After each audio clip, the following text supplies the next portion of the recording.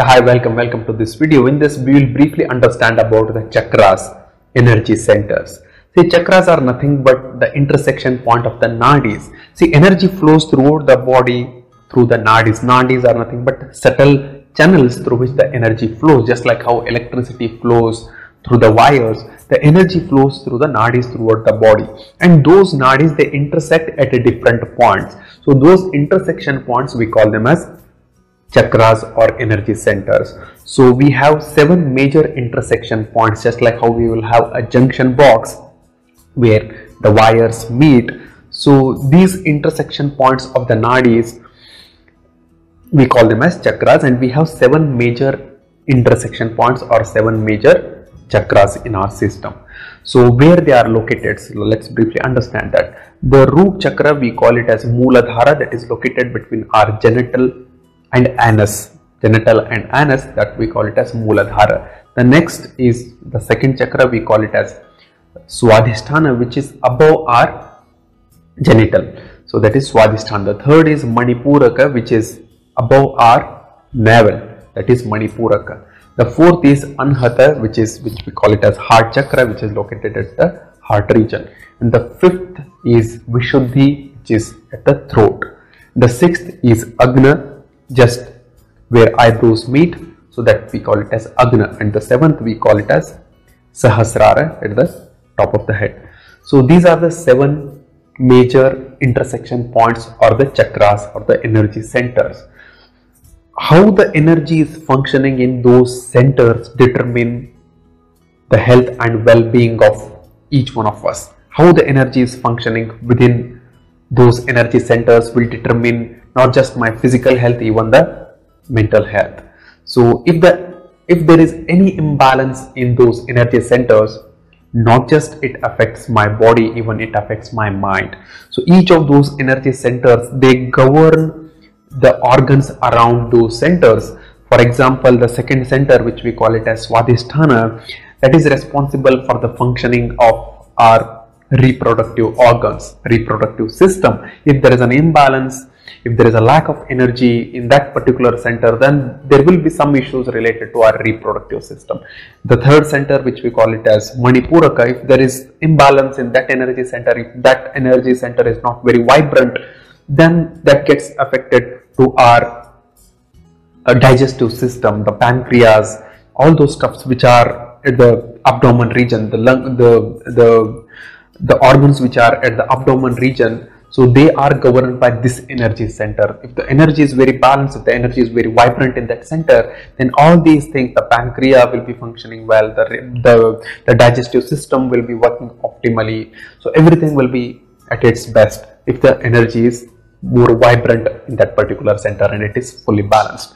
So similarly, the energy center, which we call it as Anhata, if the energy is vibrant and it is balanced, and the heart will be functioning at its best, the thymus gland will be functioning at its best, our lungs will be functioning at their peak. So each of those energy centers, they govern our body organ and in turn our mind as well, because body and mind are not two separate things. So whatever happens to the body, it gets reflected on the mind, and whatever happens on the mind, it gets reflected on the body.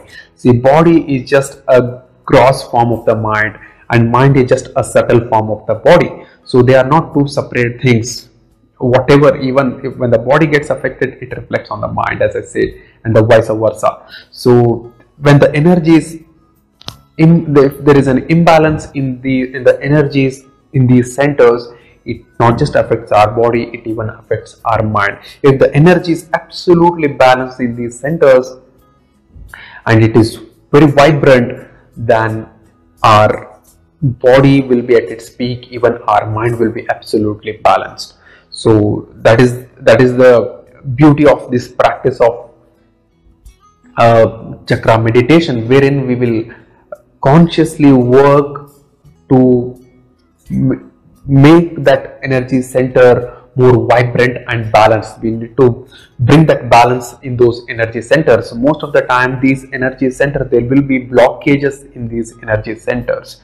It's because of the kind of food we eat, it's because of the kind of emotions we hold, it's because of the kind of lifestyle we follow. Everything affects the kind of thoughts we generate, everything affects to the energy center. So if when there is a blockage in these centers, it not just affects our physical health, even if it affects our mind as well.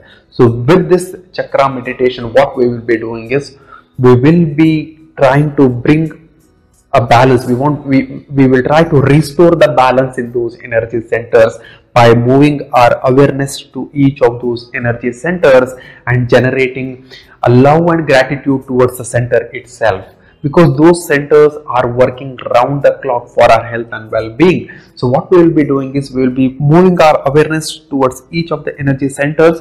When I move my awareness, that means my energy has moved to that particular center, and when I elevate myself with positive emotions like love and gratitude towards that center will become more vibrant, and that center will find its balance when I supply energy and I remove those blockages. So in this chakra meditation, what we basically will be doing is, as I said, we will be moving our awareness from one center to other. We'll hold our awareness there for about 1 or 2 minutes. Then we will elevate positive emotions like love and gratitude, how that's we learned already in the previous section.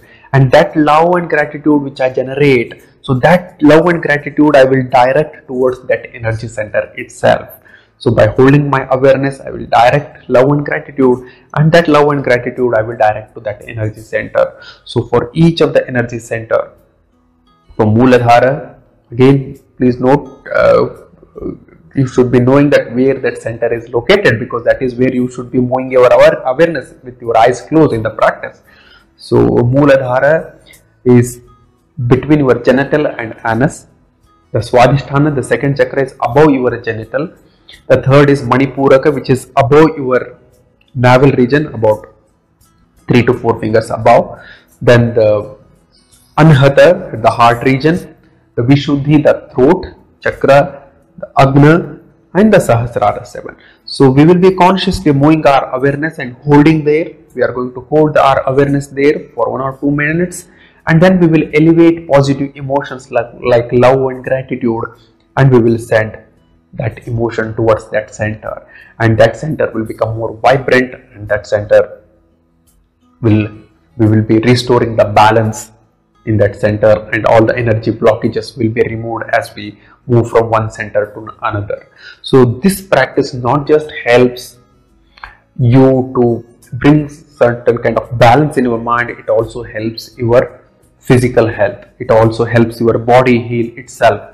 Most of the people these days, they will have problem with their digestive system. So if you practice this, it restores the balance. It makes that center very vibrant. So you will notice, if you practice this on a daily basis for about 3 to 4 weeks, you will start seeing the difference in terms of your health and well-being. So this is a wonderful practice which takes care of both your physical health and the mental health.